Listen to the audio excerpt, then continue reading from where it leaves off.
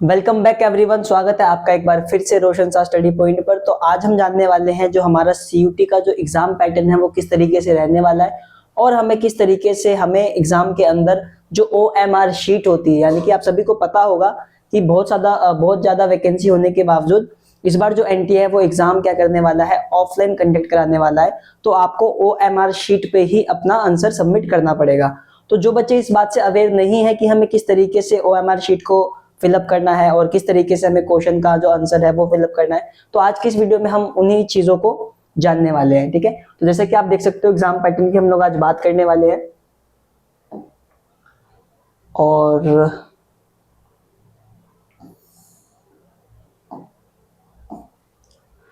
तो सबसे पहले हम क्वेश्चन से स्टार्ट करते हैं कि किस तरीके से किस पार्ट्स में हमारे जो क्वेश्चंस रहने वाले हैं और कैसे कैसे उसका क्राइटेरिया रहने वाला है। तो जैसे कि आप स्क्रीन पर देख सकते हो यहाँ पे सेक्शन ए की अगर हम बात करें तो सेक्शन जो ए का फर्स्ट ए है, यानी कि इसमें हमारे टोटल कितने लैंग्वेज होते हैं, इसमें हमारे 13 लैंग्वेज होते हैं। और सेक्शन 1 का फर्स्ट का यानी कि बी में इसमें हमारे 20 लैंग्वेज होते हैं। तो सेक्शन ए और सेक्शन जो ए का पार्ट ए पार्ट बी जो है, इसमें टोटल हमारे लैंग्वेज के जितने भी सब्जेक्ट्स हैं, ठीक है, वो हमारा रहने वाला है इसके अंदर। उसके बाद अगर हम बात करें सेक्शन 2 की, तो सेक्शन 2 के अंदर हमारा जो डोमेन सब्जेक्ट है, यानी कि डोमेन का जो एक स्पेसिफिक सब्जेक्ट आप लोगों ने चूज किया था, वो हमारा सेक्शन 2 के अंदर आता है। सेक्शन ए के फर्स्ट की बात करें तो इन दोनों को इसके मिला के 50 क्वेश्चन, ठीक है, और इसके भी 50 क्वेश्चन। तो जो भी लैंग्वेज आपने सेक्शन ए में या सेक्शन 1 के बी में लिया है, तो उसमें आपको 50 क्वेश्चन देखने को मिलेंगे और सेक्शन 2 से भी आपको डोमेन में सेम क्वेश्चन ही देखने को मिलेंगे। सेक्शन 3 की बात करें तो सेक्शन 3 के अंदर हमारा जनरल आ जाता है, यानी कि जनरल टेस्ट के पेपर्स होते हैं। तो जिन बच्चों ने जनरल टेस्ट लिया था उसके लिए यहाँ पे आपको टोटल क्वेश्चन 60 देखने को मिलने वाला है। ठीक है, 60 क्वेश्चन यहाँ पे आपको देखने को मिलने वाले हैं जनरल टेस्ट वालों के लिए। तो हमारा जो पेपर रहने वाला है वो इन 3 टाइप्स के सेक्शंस में डिवाइड रहने वाला है। सेक्शन फर्स्ट का ए, सेक्शन फर्स्ट का बी, सेक्शन 2 जिसमें हमारे डोमेन्स के सब्जेक्ट हो जाएंगे और सेक्शन सी में हमारा जनरल टेस्ट आ जाएगा। क्लियर है? चलो अब मार्किंग स्कीम की बात करते हो। तो मार्किंग स्कीम में क्या रहने वाला है, देखो मार्किंग स्कीम की अगर हम बात करें तो यहाँ पे आप देख सकते हो करेक्ट आंसर जो आप करोगे, तो करेक्ट आंसर के लिए आपको कितने नंबर मिलने वाले हैं, करेक्ट के लिए आपको 5 नंबर मिलने वाले हैं। यदि आप एक क्वेश्चन को करेक्ट आंसर उसका करते हो, अगर क्वेश्चन का आंसर आप सही बताते हो तो उसके लिए आपको 5 मार्क्स मिलने वाले हैं।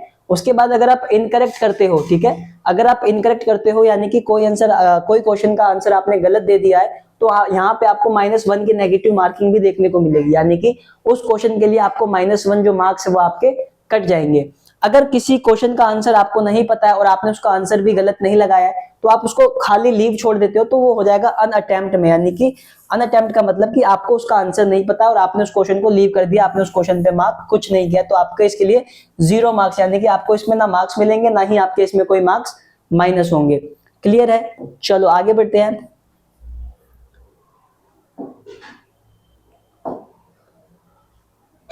अगला स्लाइड है हमारा how to fill CUET UG 2024 OMR answer sheet. ठीक है, तो बहुत सारे बच्चे जो है जिनको ओएमआर शीट भरना नहीं आता है और ओएमआर शीट भरने में वो कभी कभी गलती कर देते हैं।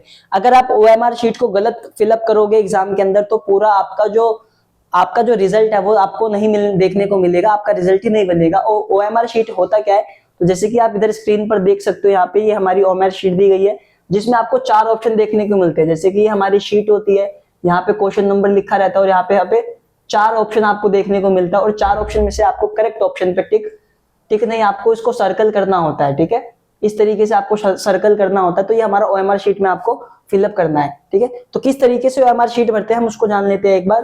तो जैसे कि आप इधर देख सकते हो, do not fill in more than 1 option for any of the question.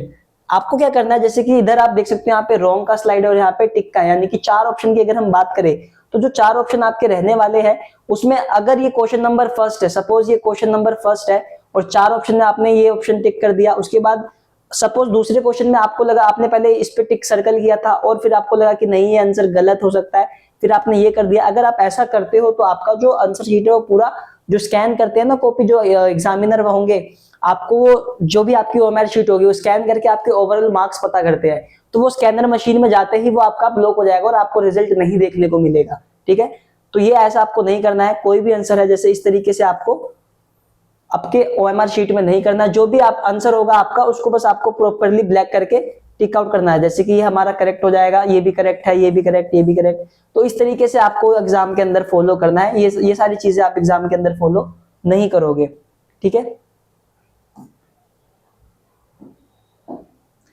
Use only a blue और ब्लैक, ठीक है, यहां पे आप पेन लिख लेना, ठीक है। यूज ओनली अ ब्लू और ब्लैक पेन, आपको एग्जाम में ब्लू या ब्लैक पेन का यूज करना है, आप जेल पेन का यूज नहीं करोगे। सपोज ये मेरा आप जैसे कि ये मेरा OMR शीट है, यहाँ पे 4 ऑप्शन दिए गए हैं, ठीक है। मैंने यहाँ पे ऑप्शन नंबर डी को सिलेक्ट किया और ये मैं जेल पेन का यूज कर रहा हूँ, ठीक है। जेल पेन का यूज करने के बाद अब ये दूसरा क्वेश्चन दिया गया हमारा, और सपोज ये जो है ये इंक फैलने लगी है, यानी कि ये इंक जो है सर्कल से बाहर आने लगी इस तरीके से, ठीक है। तो अगर आप ऐसे भी करके जाओगे तो ये भी आपका जो है मशीन के अंदर नहीं जाएगा और आपका रिजल्ट आपके देखने को नहीं मिलने वाला, ठीक है। एक तरीके से बोलो तो आप उसमें ना एब्सेंट बताए जाओगे कि ये बच्चा एग्जाम में बैठा ही नहीं था, ठीक है। तो इस तरीके से भी आपको नहीं करना है, आपको सिंपल ब्लू और ब्लैक पेन का यूज करना है, ठीक है। Point pen to darken the appropriate circle, ठीक है। जो सर्कल को एक अच्छे तरीके से डार्क कर सके आपको वो वाला पेन यूज करना है, जेल पेन का आप यूज मत करना, ठीक है। और जो भी सर्कल आप फिल करोगे आपको ध्यान रखना है कि वो जो आप जो भी फिल कर रहे हो वो सर्कल के बाहर इंक ना जाए, ठीक है। सर्कल के बाहर आप उसको ना करें, ठीक है। जैसे इस तरीके से हम पूरा फिलअप करेंगे, है ना, इस तरीके से आपको आंसर को फिलअप करना है, ठीक है। अब जैसे कि सपोज किसी बच्चे ने, कोई बच्चे जल्दी जल्दी में ऐसे करके ना वो आगे बढ़ जाते हैं, तो ये वाला गलत हो जाएगा। आपको ये तरीका ही यूज करना है, आपको सर्कल को पूरा प्रॉपर वे में फिलअप करना है, ठीक है।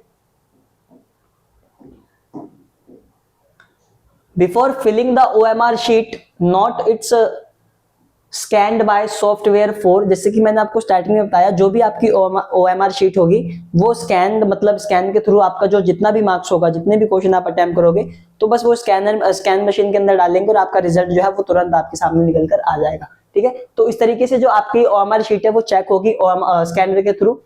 Field black bubbles, avoid tampering and provide only essential info. जैसे कि अगर बबल्स की बात करें, सेम चीज की मैंने भी आपको पिछले स्लाइड में बताया कि ये हमारे 4 ऑप्शन है, ठीक है।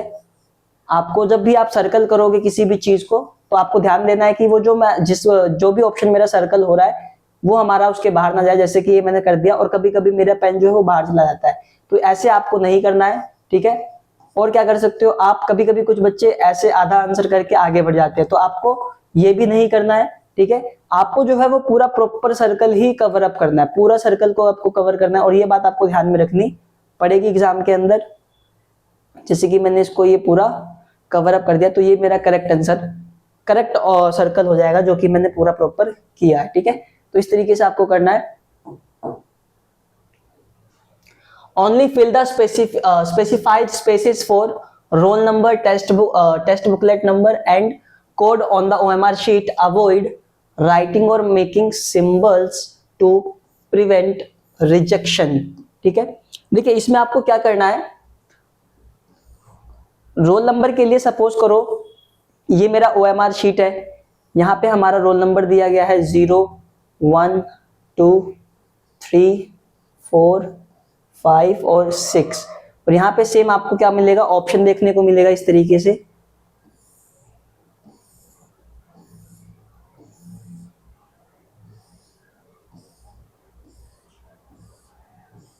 ठीक है। यहाँ पे आपको सर्कल देखने को मिलेगा, और आपको क्या करना है, जो भी आपका रोल नंबर रहेगा, सपोज मैंने कहा कि मेरा जो रोल नंबर है, मैंने कहा 3 4 5 6 है, ठीक है। ये मेरा रोल नंबर है 3 4 5 6, तो मैं क्या करूंगा, जो भी मेरा 3 पे ऑप्शन रहेगा मैं उसको पहले सर्कल करूंगा, ठीक है। आप लोग लाइन से स्टार्टिंग से सर्कल मत करने लग जाना, ठीक है।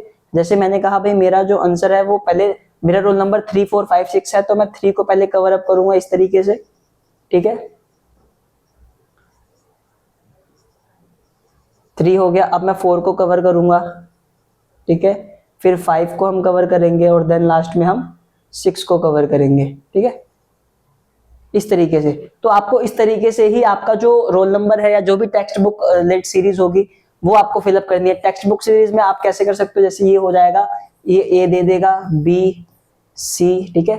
यहाँ पे ऑप्शंस, ये सर्कल्स बना देगा वो ए बी सी, तो जो भी आपका आंसर होगा उसको आप ऐसे ऐसे फिलअप करके आगे बढ़ जाओगे। तो इस तरीके से पैटर्न को आपको फॉलो करना है ओएमआर शीट के अंदर। जो भी रोल नंबर रहेगा आपको उस रोल नंबर के हिसाब से आपको पूरी ओएमआर शीट को कवर अप करना है, ठीक है।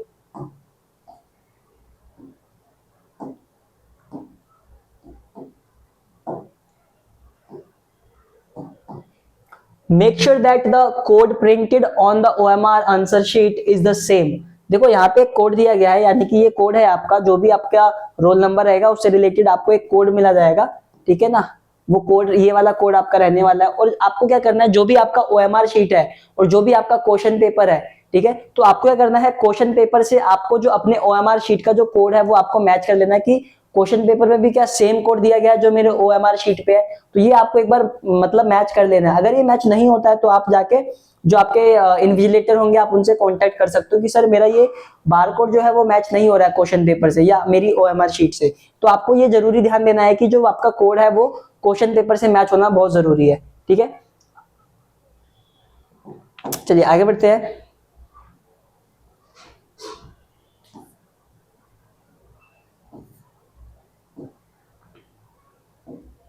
ठीक है, तो कुछ ऐसी डिटेल्स थी जो कि आपको ओएमआर शीट भरते टाइम आपको ध्यान में रखनी है। तब जब भी आप अपने यूजी के एग्जाम में बैठोगे, 15 तारीख से आपके एग्जाम स्टार्ट होने वाले हैं, तो मैं उम्मीद करता हूं कि ओएमआर शीट को किस तरीके से भरना है और क्या छोटी छोटी मिस्टेक्स है जिसको करने से आपको एग्जाम के अंदर बचना है, ठीक है। अगर आप हल्की सी भी मिस्टेक कर देते हो तो आपका जो रिजल्ट है वो नहीं निकल के आएगा, ठीक है। स्कैनर जो होगा वो आपका रिजल्ट नहीं बताएगा, ठीक है। आप जो एग्जाम मतलब जो भी चेकर होंगे, आपका जो आंसर शीट होगा वो आप स्कैन मशीन में डालेंगे और आपका रिजल्ट नहीं आएगा, ठीक है। तो आपको किसी भी क्वेश्चन में 2 सर्कल को फिलअप नहीं करना है, सर्कल के बाहर भी फिलअप नहीं करना है, जेल पेन का यूज आप नहीं करोगे, ठीक है। तो ये सारी चीजें हैं जो कि ओएमआर से रिलेटेड है। जो बच्चे पहली बार एग्जाम दे रहे हैं वो हालांकि गलती कर देते हैं, ठीक है। अगर आपने आंसर पहले से फिलअप कर दिया तो उसको छोड़ दो, अगर वो आंसर गलत भी है तो।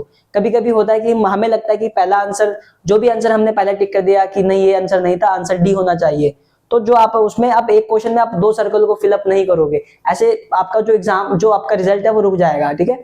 तो आपको कोशिश करनी है कि जो भी हमने आंसर फिलअप किया है जो हो गया, और डबल सर्कल से अभी आपको बचना है। जेल पेन का यूज नहीं करोगे, ऐसा पेन आप यूज मत करना है जिसकी इंक जो है वो फैलती है, ठीक है।